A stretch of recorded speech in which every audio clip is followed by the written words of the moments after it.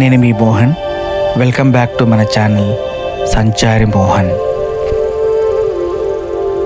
మన ప్రయాణ గమనంలో అనుకోకుండా కొన్నిసార్లు మన ప్రయాణ నేపథ్యము కంప్లీట్గా మారిపోయి దాని దిశను మార్చుకొని మనని ఒక కొత్త అనుభూతి వైపు నడిపిస్తుంది.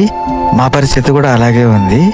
సరదాగా ప్రారంభమైన మా ఈ జర్నీ అనుకోకుండా ఈ గుజరాత్ రాష్ట్రంలోని ఆధ్యాత్మిక క్షేత్రాల వైపు మరలింది. అందుకని ప్రస్తుతం ఈ గుజరాత్ భూమిపై సాగుతున్న మా యాత్ర ఆధ్యాత్మిక యాత్రగా మార్పు చెందింది. మీ అందరికీ పునఃస్వాగతం. మా ఈ గుజరాత్ టూర్ డే 3 పార్ట్ 3కి ఇవాళ మనము ఒకటే రోజు 3 దివ్య క్షేత్రాలని దర్శించుకోబోతున్నాము. ఆ క్షేత్రాలు ఏవి, వాటి యొక్క విశిష్టత, వాటి యొక్క చారిత్రక ఇతివృత్తాలు అన్నీ మనము ఆ క్షేత్రాలకు చేరుకున్న తర్వాత ఒక్కొక్కటిగా తెలుసుకుందాము. ప్రస్తుతము మన మొదటి గమ్యస్థానమైన శ్రీ సోమనాథ్ మహాదేవుని ఆలయం వద్దకి మనము చేరుకున్నాము.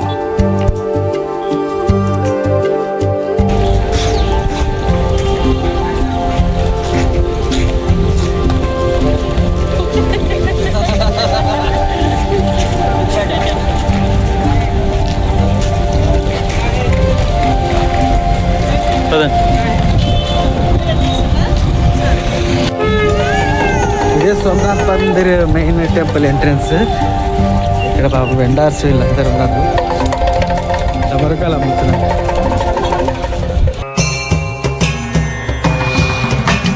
ఒక ఆలయం, ఎన్నో దాడులు, లెక్కలేనన్ని గాయాలు, భయాన్ని పూర్తిగా జయించిన భక్తి, ఇంకా చెక్కు చెదరని భక్తుల విశ్వాసం, ఇవన్నీ కలగలిపిన నిలువెత్తు నిదర్శనమే ఈ గొప్ప ఆలయం. అరేబియన్ మహాసముద్రం యొక్క అలల హోరుల మధ్య నిర్మించబడిన ఈ మహాదేవుని ఆలయాన్ని దాదాపు 17 సార్లు శత్రుముఖులు దండయాత్ర చేసి కూల్చడం జరిగింది. అయితే కూలిన ప్రతిసారి మరింత గొప్ప వైభవంగా రెట్టించిన భక్తి విశ్వాసంతో పునర్నిర్మించబడి మళ్ళీ లేచి నిలుచున్న ఆలయమే ఈ గొప్ప సోమనాథుని ఆలయం. మన భారతదేశ ఆధ్యాత్మిక ఇతివృత్తాలలో 12 జ్యోతిర్లింగాలు ఉంటాయి. వాటిని 12 జ్యోతిర్లింగాలు అని అంటారు. ఇక్కడ మీకు స్క్రీన్పై కనిపిస్తున్నాయే ఆ 12 జ్యోతిర్లింగాలు. ఈ గుజరాత్ రాష్ట్రంలోని అరేబియన్ మహాసముద్రం ప్రభాస్ పఠాన్ తీరాన వెలసిన గొప్ప శైవ పుణ్యక్షేత్రం. అలాగే 12 జ్యోతిర్లింగాలలో మొదటి జ్యోతిర్లింగం మనము ఇవాళ సందర్శించబోతున్నది సోమనాథ్ దేవుని ఆలయం.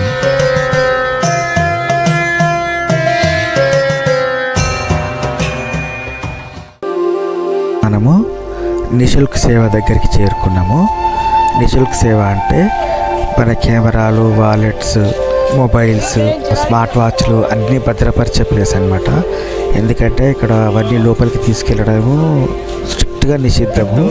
ఫొటోస్, వీడియోస్ కూడా తీయడానికి లేదు. ఇంకా చేసేది ఏమీ లేక మేము ఇంకా టెంపుల్ బయటే దర్శనానికి ముందు ఇట్లా ఫొటోస్, వీడియోస్ కొన్ని తీసేసుకున్నాము.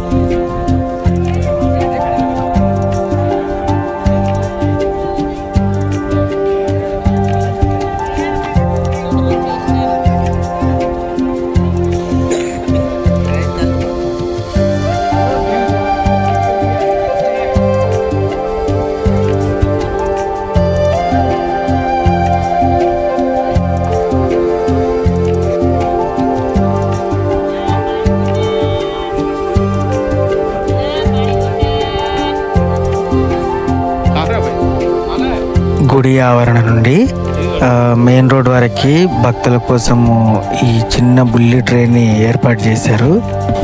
దీంట్లో కాసేపు ప్రయాణం చేద్దాం, పదండి.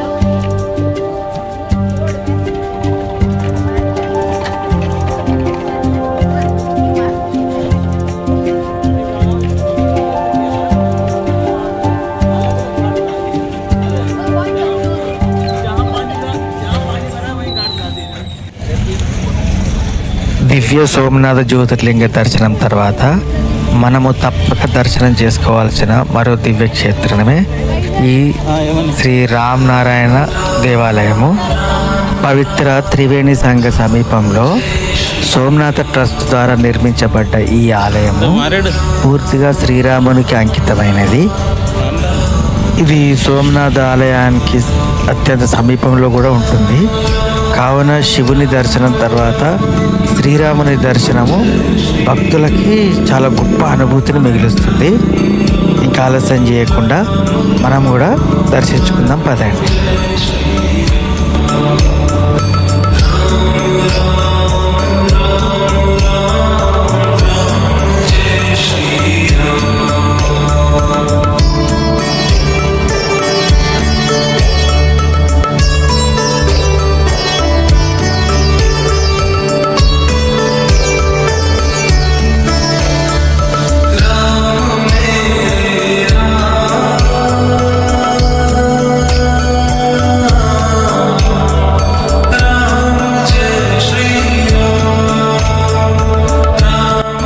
సాధారణ పరిస్థితుల్లో కూడా ఇక్కడ రద్దీ చాలా ఎక్కువ ఉంటుందని చెప్పారు.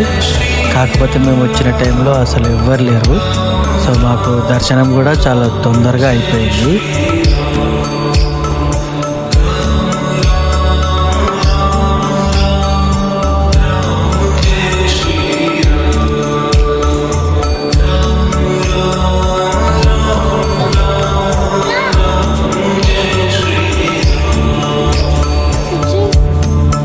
బొట్టు పెట్టింది బొట్టు.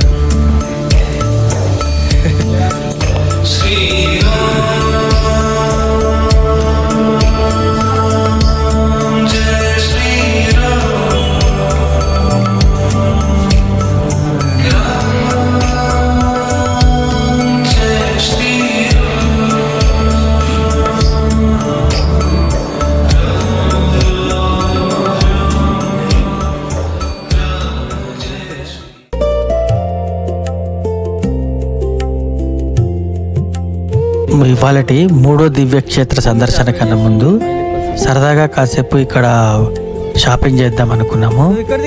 ఈ దేవాలయాలకి అంటే సోమనాథ్ దేవాలయానికి ఇంకా శ్రీ రామ్ నారాయణ దేవాలయానికి ఆ సమీపంలోనే ఇక్కడ మనకు చాలా ఆధ్యాత్మిక వస్తువులు అంటే ఆ దేవుడికి సంబంధించిన లేదా పూజకు సంబంధించిన చాలా సామాగ్రి లాంటివి అంటే దేవుడి ప్రతిమలు, తర్వాత రుద్రాక్షలు ఇట్లాంటివి చాలా ఇక్కడ ఉన్నాయి. సో వీటిల్లో క్యూటీ ఆమెకు కావాలనుకున్నది తీసుకుందాం అనుకుంది. సో ఇక్కడ మేము షాపింగ్ చేస్తున్నాము. మీరు కూడా మాతో పాటు ఈ షాపింగ్లో జాయిన్ అవ్వండి.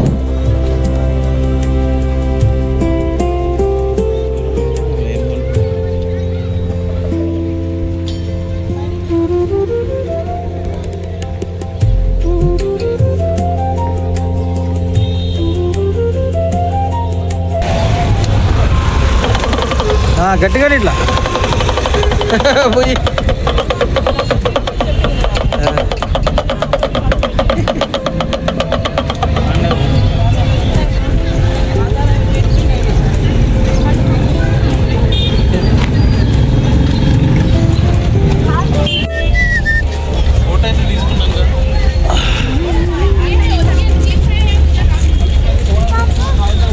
అది సోమనాథ్ టెంపుల్ అక్కడ ఉంది. ఇక్కడ వీళ్ళు పోతున్నారు. మరి ఇక్కడ సోమనాథ టెంపుల్ దర్శనం అయిపోయింది. ఇక మరి డంబోరా ఏడ ఉంది? డంబోరా గుడి. అయ్యో ఓ గుడి ఇది విన్నారా? అది ఏందో అడుగుంటే ఆడిని అది వాయిస్తుంది. అడుగు ఇక్కడ రా.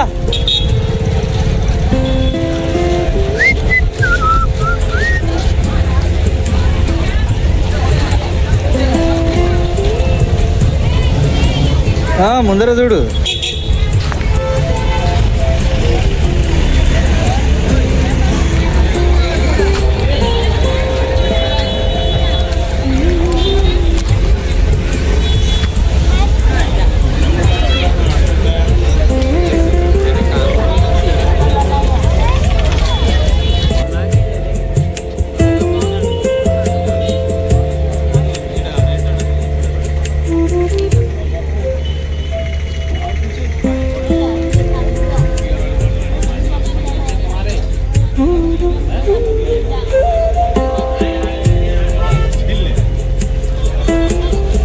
సాధారణంగా మనము ఏదైనా తీర్థయాత్రలకు వెళ్ళి ఆ తీర్థయాత్రలు ముగించుకొని వచ్చేప్పుడు మన బంధువులకు కానీ మన సంబంధికులకు కానీ మన స్నేహితులకు కానీ మన ప్రయాణ జ్ఞాపకార్థంగా ఏదైనా ఒక జ్ఞాపకం ఇవ్వాలనుకుంటాం కదా. అలాంటప్పుడు ఇక్కడ దొరికే ఈ చిన్న చిన్న ఆధ్యాత్మికకు సంబంధించిన అంటే ఇక్కడ ప్రత్యేకంగా దొరికే ఈ వస్తువులకు తీసుకెళ్ళి వాళ్ళకి కనుక ఇచ్చినట్లయితే వాళ్ళు కూడా ఒక గొప్ప అనుభూతిని పొందినట్టు ఉంటుంది. అలాగే మన యాత్ర జ్ఞాపకార్థంగా మనకు కూడా ఇవి జ్ఞాపకాలుగా మిగిలి ఉంటాయి. మనము అలా ఇవ్వాలనుకున్నప్పుడు ఇక్కడ దొరికిన ఈ ఐటమ్స్ని తీసుకుని వెళ్తే చాలా బాగుంటుంది. ఎందుకంటే వీటి ధర కూడా చాలా తక్కువ ఉంటుంది. మనం చాలా బల్క్లో కూడా వీటిని తీసుకెళ్లే అవకాశం ఉంటుంది. సో మీరు కూడా ఎప్పుడైనా ఇలా వచ్చినప్పుడు తప్పకుండా ట్రై చేయండి.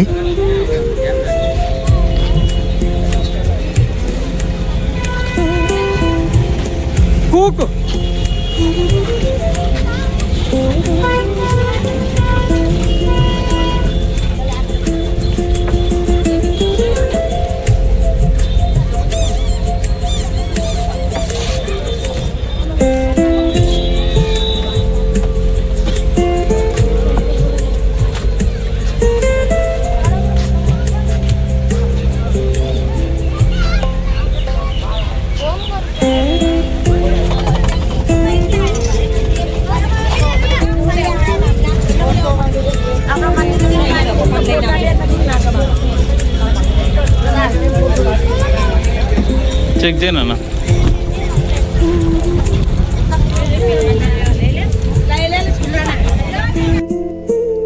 మా క్యూటీ కూడా వాళ్ళ ఫ్రెండ్స్కి ఇవ్వడానికి ఇక్కడ నుండి చాలా వస్తువులు కొనుక్కుంది.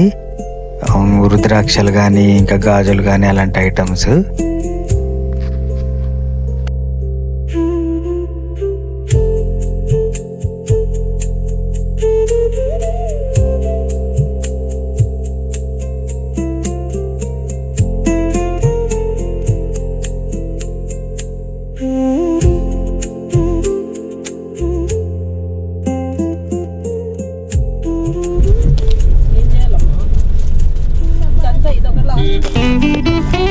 ఇంకా షాపింగ్ అయిపోయిన తర్వాత ఇక మనము చూడవలసిన మూడో అతి ముఖ్యమైన దివ్యక్షేత్రానికి బయలుదేరాము.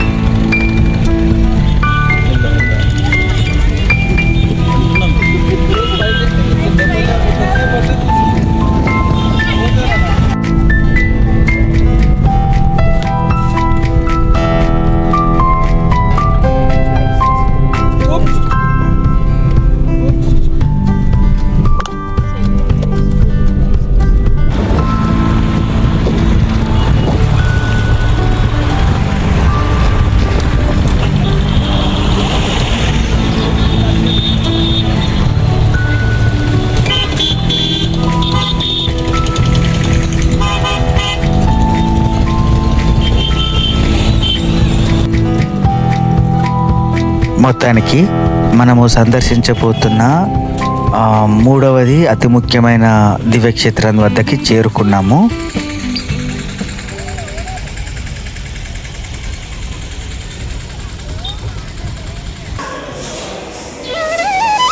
శ్రీకృష్ణ పరమాత్ముడు తన భూలోక అవతారాన్ని చాలించిన అత్యంత పవిత్రమైన ప్రదేశం ఎక్కడుందో మీకు తెలుసా?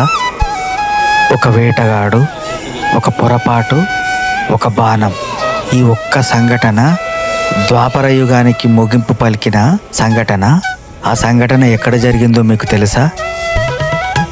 ఒక ఆలయంలోని ప్రతి చెట్టు, ప్రతి రాయి, ప్రతి అడుగు శ్రీకృష్ణ పరమాత్ముని చివరి క్షణాల జ్ఞాపకాలు అని మీకు తెలుసా? ఆ నిగూఢ గాథను తెలిపే పవిత్ర పుణ్యక్షేత్రమే ఈ బాలకా తీర్థ్ ఆలయము.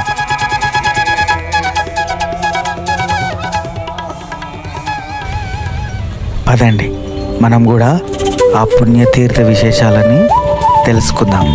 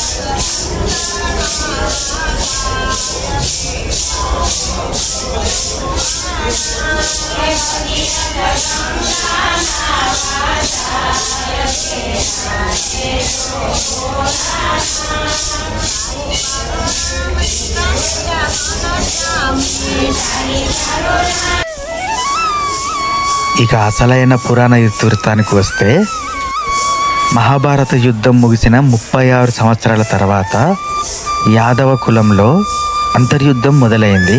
ఇక తన అవతార ధర్మం పూర్తయిందని భావించిన శ్రీకృష్ణుడు ప్రశాంతమైన అడవి ప్రాంతానికి వెళ్ళి ఒక రావి చెట్టు కింద ధ్యానంలో కూర్చొని ఉన్నారు.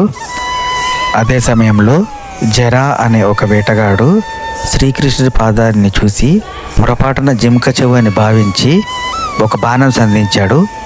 ఆ బాణము నేరుగా వెళ్ళి శ్రీకృష్ణ వారికి తగిలింది. వేటగాడు దగ్గరికి వెళ్ళి చూడగానే బాణం తగిలింది జింక కాదు, సాక్షాత్తు శ్రీకృష్ణ పరమాత్ములని తెలుసుకొని చాలా విలపించాడు. దానికి శ్రీకృష్ణ పరమాత్ములు ఇది నీ తప్పు కాదు, కాల నిర్ణయం దైవ సంకల్పమని తెలుపుతూ అతనికి విశ్వరూప దర్శనం చేయించి మోక్ష ప్రసాదించి వైకుంఠానికి ప్రయాణించారు. దీంతో ద్వాపర యుగానికి ముగింపు పలికినట్టు అయ్యింది.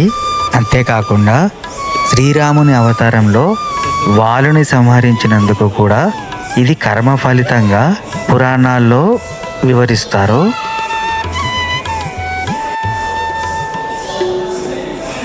చూడండి, ఇక్కడ మనం ఇంతకుముందు చెప్పుకున్న ఇతివృత్తం అంతా మనకి ఇక్కడ దర్శనమిస్తుంది.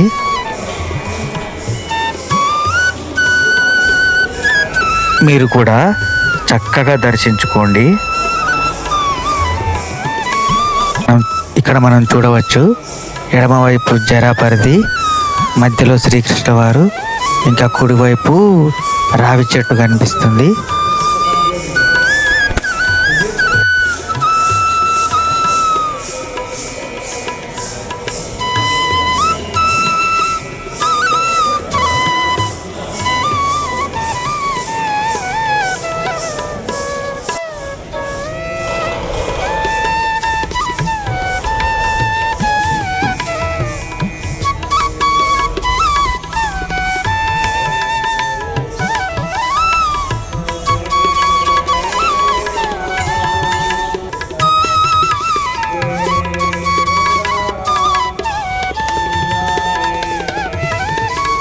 గుడి ఆవరణ అంతా చాలా అందంగా చాలా ప్రశాంతంగా ఉంటుంది.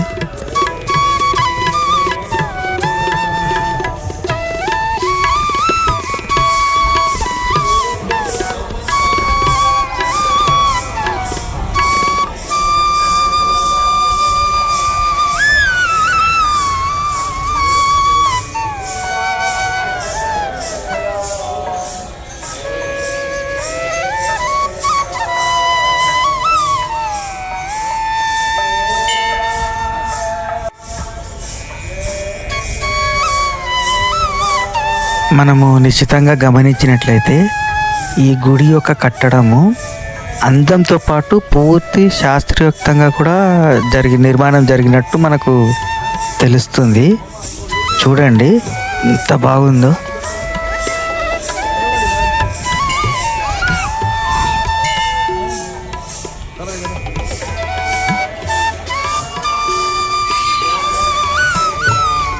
ఈ గుడి ఆవరణలో ఒక అందమైన కోనేరు నిర్మాణం కూడా జరిగింది. ఈ అందమైన కోనేరు వల్ల చూడండి ఈ దేవాలయం యొక్క అందమే రెట్టింపు అయిపోయింది.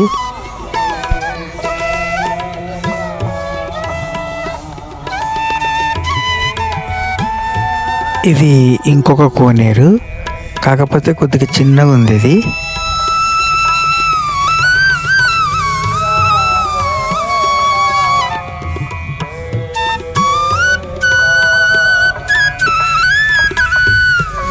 ఇవాళటి రోజుని మేము ఎన్నటికీ మర్చిపోము. ఎందుకంటే ఒకే రోజు మాకు 3 దివ్యక్షేత్రాల గురించి తెలుసుకునే అవకాశం కలిగింది. అలాగే ఒకే రోజు సృష్టికర్త పరమశివుణ్ణి, సకల గుణాభిరాముణ్ణి, ఇంకా జగన్నాటక సూత్రధారి అయిన శ్రీకృష్ణుణ్ణి దర్శించుకోవడం అన్నది నాకు తెలిసి చాలా అరుదుగా లభించే అవకాశము. ఇలాంటి అరుదైన అవకాశము మీ అందరికీ కూడా లభించాలని కోరుకుంటున్నాను.